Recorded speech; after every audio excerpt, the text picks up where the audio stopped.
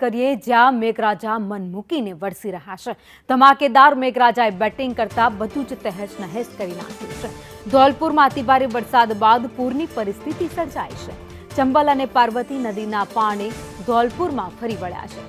ચંબલ નદી ખતરાના નિશાનાથી 12 મીટર ઉપર વહી રહી છે। ચંબલ નદીના પાણીમાં ઘણા નીચાણવાળા વિસ્તારો ગરકાવ થઈ ગયા છે। તો ધોલપુરમાં વિકટ પરિસ્થિતિ જોવા માટે સેનાએ હવે વિકટ પરિસ્થિતિને જોતા સેનાએ આખો મોરચો સંભાળી લીધો છે। સેના દ્વારા મોટા પાયે રેસ્ક્યુ ઓપરેશન શરૂ કરવામાં આવ્યું છે। ગામના લોકોને હોડીઓમાં બેસાડી સુરક્ષિત સ્થળે ખસેડવામાં આવી રહ્યા છે। તો રસ્તાઓ પર અવરજવર બંધ થઈ ગઈ છે। નદીઓના પાણીમાં અનેક વાહનો તણાયા છે, જ્યારે મોટાભાગના વિસ્તારો પાણી થઈ ગયા છે। પાણીનું વધતું સ્તર ચિંતા હાલ વધારી રહ્યું છે।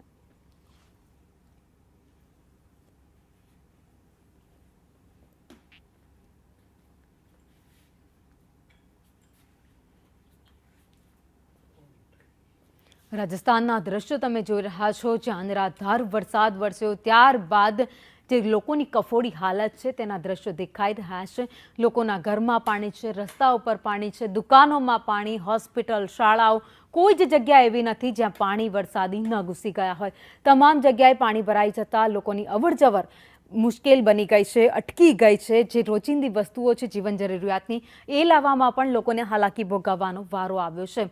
એક જગ્યાએથી બીજી જગ્યાએ જવું હોય પોતાના વિસ્તારમાં તો લોકો હોડીનો ઉપયોગ કરવા માટે મજબૂર બન્યા છે, કારણ કે ક્યાંક કમરસમાં તો ક્યાંક ગળાડૂબ પાણી અત્યારે રાજસ્થાનના અનેક વિસ્તારોમાં ભરાયેલા છે।